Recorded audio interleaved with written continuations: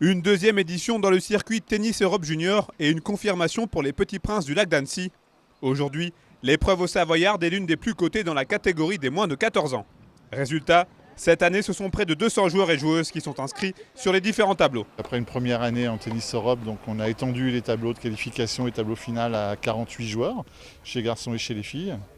Donc ça a eu un impact sur les qualifs nationales, mais ça a permis en fait d'avoir déjà des qualifs internationales bien relevés. Le tournoi annécien attire donc de plus en plus de monde et preuve de son internationalisation. 20 délégations étrangères sont présentes sur les cours du tennis club des Marquisats.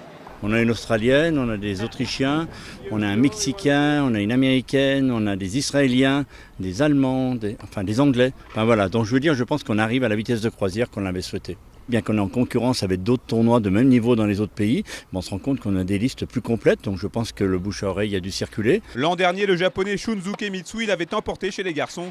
Du côté des filles, c'est Philippine Gabalda qui avait inscrit son nom au palmarès. Les Françaises et les Français qui jouent pourtant à domicile auront encore fort à faire cette année. Ça permet globalement de sortir d'un mode tournoi français des 13-14 ans, ce qui était un petit peu le cas dans le passé, et vraiment donc de rentrer dans le giron d'un tennis Europe, où donc on voit qu'il y a des joueurs qui sont dans le top 200, donc ça commence vraiment à être intéressant, donc ça va remonter de niveau, et je pense que ça ne peut être qu'encourageant pour les années à venir.